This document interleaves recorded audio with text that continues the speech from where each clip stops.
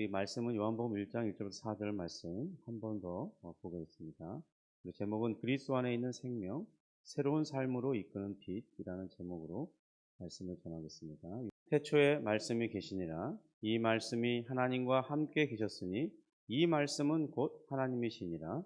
그가 태초에 하나님과 함께 계셨고 만물이 그로 말미암아 지은 바 되었으니 지은 것이 하나도 그가 없이는 된 것이 없느니라.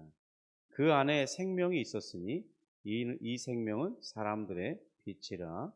아멘. 우리는 어제 하나님께서 의도하시는 영생에 대해서 생각을 해보았습니다. 단순히 죽지 않고 영원히 사는 것, 그것만이 영생을 뜻하는 것이 아니라고 말씀드렸습니다. 사도 요한은 영생의 삶의 이 본질은 바로 요한 1장 3절에서 말하듯이 하나님 아버지와 그의 아들 예수 그리스도 안에 있는 사귐을 사는 것이고, 또 그 사귐 속에서 주어지는 생명과 충만함을 받아 누리는 것이라고 말씀드렸습니다. 우리가 이것을 위해서 선결돼야 할 것이 있는데요. 바로 우리가 가진 이 죄의 문제이고, 두 번째는 우리에게 있었던 이 의로움, 그것이 상실된 상태에 있기 때문에 잃어버린 의를 회복하는 것이 우리에게 필요했습니다. 바로 예수 그리스도께서 이 땅에 우리와 같은 사람이 되신 것은 바로 우리를 위해서 이런 문제를 해결해 주기 위해서 오신 것인데요. 먼저는 그가 이 대속적인 죽으심으로 우리의 죄가 용서함을 받게 되는 것이고, 또 죄가 불러오는 이 저주와 진노 가운데서 자유케 되게 하시는 것이 주님께서 우리에게 오신 일차적인 목적이었습니다. 또 우리가 그보다 더 나아가서 이제 하나님 앞에 설 수 있고, 또 하나님과 교제하는 그 교제의 장으로 이끌림 받게 하기 위해서 예수님은 이 땅에 오셔서 자신의 온전한 순종으로 얻으신 이 의로움을 우리와 함께 하시기 위해서 그 모든 일을 행하신 것입니다. 우리가 그리스도를 구주로 믿을 때 바로 우리는 그리스도와 신비한 영적인 연합을 이루게 됩니다. 그것은 마치 남녀가 결혼식을 하는 것과 같은 것인데요. 결혼한다고 해도 남편과 아내가 각각 이 독립적인 존재이지만은, 그러나 언약을 통해서 하나가 되고, 그러면 이제 모든 법적인 이 지위와 권한을 함께 누리게 됩니다. 그러니까 남편이 가지고 있는 모든 것을 아내가 누리게 되고, 아내가 가지고 있는 모든 것을 남편이 마치 서로 다른 존재이지만 하나인 것처럼 공유하게 된다는 거예요. 그래서 신약 성경은 그리스도를 우리의 신랑으로, 그리고 우리는 그의 신부로 비유하는 것입니다.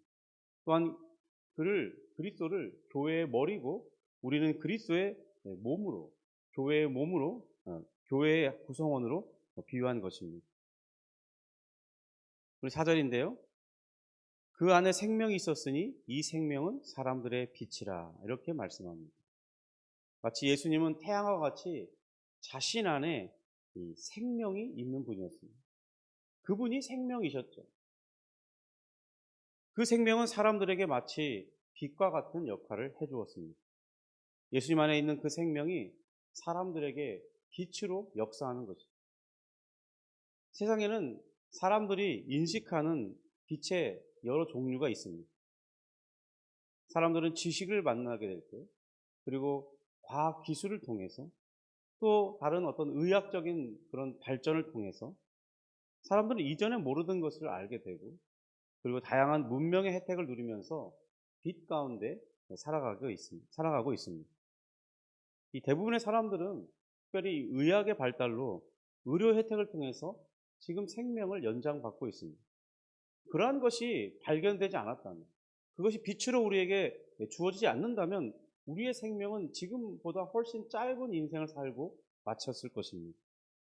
그런데 이제 그런 의학적인 빛을 통해서 우리의 생명이 연장되고 있는 것이, 건강도 더 지속될 수 있고요, 젊음도 더 길게 끌고 갈 수 있습니다. 그러나 그런 것들이 사람들을 진정으로 살게 해주는 것은 아니겠죠. 어떤 부분은 불가능하냐면 바로 이 사람 속에 있는 이 영혼이 죽어 있는 상태를 비춰줄 수는 없는 것입니다. 살게 할 수는 없다는 것입니다. 여기서 사람의 영혼이 죽었다는 것은 실제로 이 육체가 죽는 것처럼, 또 혹은 뭐 식물이 썩어서 죽어 부패하는 것처럼 그런 죽어 있는 상태를 말하는 것은 아닙니다. 이 영혼이 죽었다고 표현할 때는 이 죽음은 하나님과의 관계 단절의 상태를 의미합니다. 이 단절의 관계는 또한 우리 편에서는 그것을 회복할 수 없는 그런 무능의 상태에 있게 됩니다. 사람의 영혼은 사실은 죽을 수가 없습니다. 그래서 이 육체가 영혼이 육체에서 분리될 때 육체는 썩어서 부패하지만 그 영혼은 존재하는 것입니다. 왜냐하면 하나님께서 우리의 영혼을 붙들어 주심으로써 우리의 영혼이 죽지 않도록 하시기 때문입니다. 그러니까 여기에서 이 죽음이라고 말하는 것은 단절과 무능의 상태를 말하는 것입니다. 근데 이 4절에서 말하는 것처럼 그 안에 생명이 있었으니 이 생명은 사람들의 빛이라. 그럴 때 바로 예수님께서 우리를 참된 생명 안으로 이끄시는 그런 은혜를 주심으로 우리 영혼이 살게 되고 하나님과 관계를 새롭게 맺게 되고, 그리고 그 안에서 교제를 통해서, 사귐을 통해서 풍성한 삶을 가능하게 한다는 것입니다. 예수님께서 우리에게 오실 때 우리는 그 예수님이 비춰주시는 참된 빛으로 말미암아 안내받고 우리의 마음이 변화를 입는 것입니다. 이 땅에 살아가는 사람들을 가리켜 철학자들은 방황하는 존재로 많이 설명합니다. 무엇을 위해 살아가야 되는지, 어떤 길이 옳은 것인지를 명확하게 알고 살아가는 사람들이 거의 없다는 거죠. 그래서 요한복음 8장 12절에서는 이렇게 말합니다. 예수께서 또 말씀하여 이르시되 나는 세상의 빛이니 나를 따르는 자는 어둠에 다니지 아니하고 생명의 빛을 얻으리라고 했습니다. 빛은 단순히 이 어둠으로 비유되는 죄만을 드러내는 것을 말하고는 것은 아닙니다. 빛은 더 많은 것들을 가능하게 해주죠. 빛이 비칠 때 우린 드디어 하나님을 알아보게 됩니다. 예수님 믿기 전에는 몰랐던 하나님을 우리가 알게 되죠. 우리는 우리 자신이 누구인지를 모른 채 살아가는데 예수님을 만나면 우리 자신이 어떤 존재인지가 분명하게 자각됩니다. 바로 우리는 멸망과 진노 앞에 놓인 그런 우리 자신이라는 것을 깨닫게 돼요. 그래서 이 문제를 해결하기 위해서 오신 예수님을 힘있게 붙들고 믿게 된다는 것입니다. 또 우리는 주님을 만나면 우리가 진정으로 이제 무엇을 위해 살아야 되는지에 대한 목적을 발견하게 됩니다. 우리 안에 생명이 이렇게 들어오면 우리는 새롭게 되고 이전에 몰랐던 세계가 눈에 들어오게 되는 것입니다. 그리고 이제 참된 것이 무엇인가를 보게 되는 은혜를 입습니다. 곧 하나님이 계신 것과 우리는 또한 그 하나님을 경배하며 경외하며 살아야 되는 것을 알게 됩니다. 하나님을 경외하고 경배하는 삶이 우리에게 무거운 짐으로 다가오는 것이 아니라 오히려 하나님을 경배하고 경외할 때 참 기쁨과 만족이 되는 것을 알게 되는 것입니다. 죄가 우리의 인생을 망치고 있다는 것을 알게 되는 거예요. 그래서 죄를 미워하게 됩니다. 또한 우리를 죄에서 건져주시는 이 하나님을 사랑하게 되는 것입니다. 그래서 시편 119편 105절에는 주의 말씀이 내 발의 등이요 내 길의 빛이라고 말씀했던 것입니다.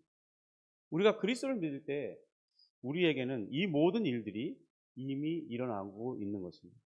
현재도 진행 중에 있죠. 그러므로 아들이 있는 자에게는 생명이 있고 그 생명이 영원히 우리 안에 거하게 되는 것입니다. 왜냐하면 바로 우리가 이 생명이 우리 안에 영원히 거하게 되는 이유는 성령이 영원히 우리와 함께 하시는 방식으로 하시기 때문입니다. 성령은 우리를 그리스도와 직접적으로 연합시켜주는 그런 중간에 역사해 주시는 그런 분으로 계시기 때문입니다. 요한복음 5장 24절을 보면요. 내 말을 듣고 또 나 보내신 이를 믿는 자는 영생을 얻었고 심판에 이르지 않았느니 사망에서 생명으로 옮겼느니라고 말씀합니다. 곧 예수 그리스도를 믿는 자에게 영생은 이미 실현된 것으로서 예수님께서 직접 말씀해 주고 있습니다. 여러분, 그러므로 우리 안에는 이미 영생이 있는 것입니다. 또한 요한복음 17장 3절에서도 영생은 유일하신 참 하나님과 그가 보내신 자 예수 그리스도를 아는 것이라고 했습니다.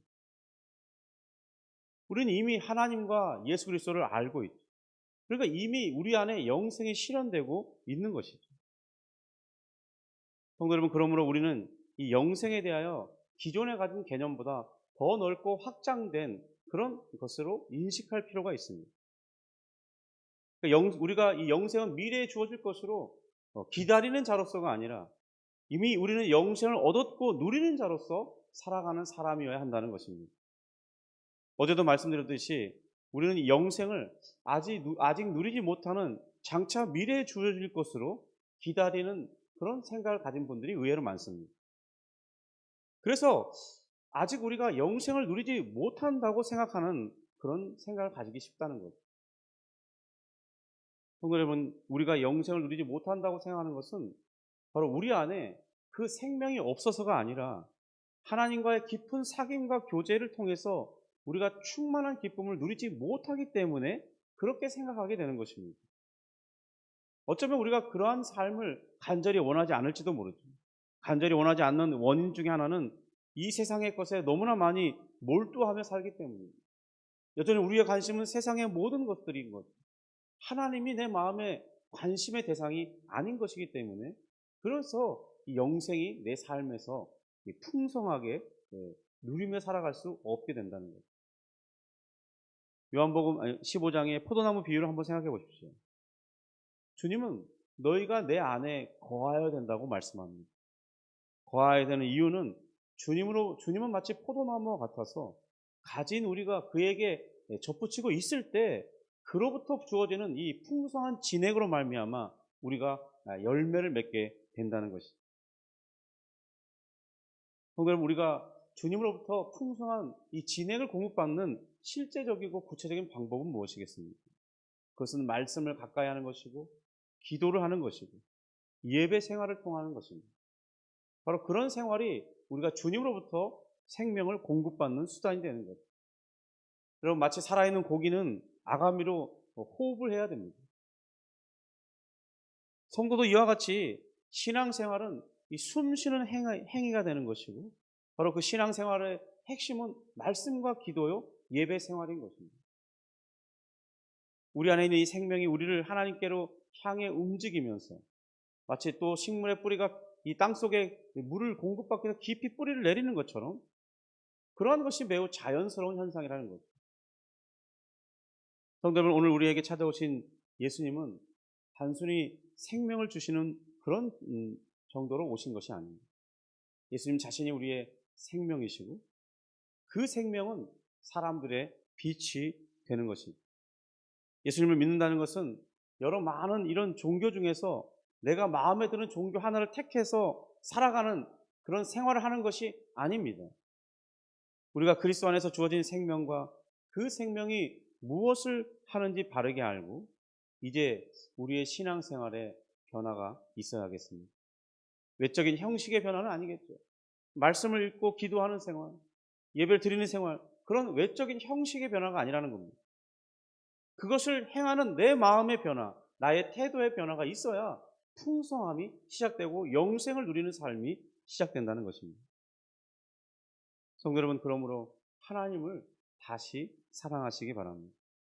지금 사랑하고 있다면 더 하나님을 사랑하는 자가 되시기 바랍니다.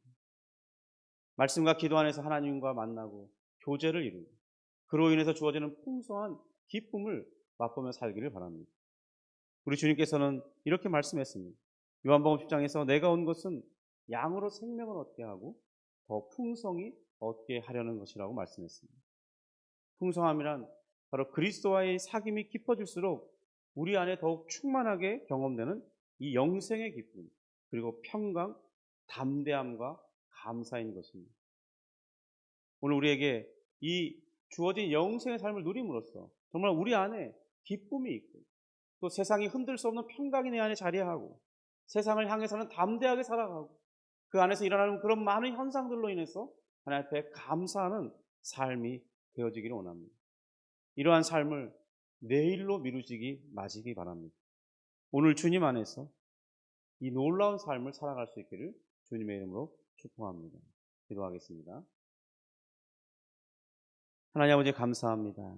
우리 주님께서 우리에게 오실 때 우리에게 생명으로 오셨고 우리는 예수님을 믿음으로 그 생명이 우리 안에 주어졌음을 고백합니다. 주님, 이 영생은 나와 상관없는 먼 미래에나 이루어질 그런 삶이 아니라 오늘 지금 우리가 누리기를 원하시니 또 우리가 그렇게 할 수 있다는 것을 주님의 말씀을 통해서 알게 하시니 감사합니다. 주님, 그러므로 우리가 성령님을 의지하며 기도하는 중에 말씀을 듣는 중에 예배하는 중에 주여 주님의 충만한 역사와 위로부터 주어지는 기쁨과 하나님 세상이 줄 수 없는 그 만족이 주님을 예배하는 중에 주어지기를 원합니다. 주님 또한 우리가 이 땅을 살아갈 때 세상이 많이 우리를 힘들게 하고 또 여러 가지 많은 어려운 문제들로 우리를 고민하게 하나 주님, 주님 안에 있는 이 영생의 풍성함으로 말미암아 담대히 살아가며 견디며 하나님 믿음으로 인내할 수 있도록 도와주시고 마침내 소망하는 것이 우리에게 실현이 되고 현실이 될 수 있도록 역사해 주시옵소서. 주님 또한 우리의 그 모든 삶 가운데 주님께서 나와 함께 하시고 주님이 나를 사랑하시고 나의 편 되신 것을 생각하면서 모든 것을 감사로 해석할 수 있는 우리의 삶이 되므로 주님 우리가 진정한 풍요로움을 누리며 살아갈 수 있게 하여 주옵소서. 주님 오늘 이 아침에 기도 시간이 그런 시간이 되길 원합니다. 주님을 진심으로 사랑하되 더 사랑하는 그런 기도 시간과 교제 시간이 되게 하여 주시옵소서. 주님 또한 내일 예배 준비를 잘하며 또 예배하는 순간에 하나님의 이 감동과 내 마음이 감화되는 역사가 있게 하여 주옵소서. 예수님의 이름으로 기도합니다. 아멘.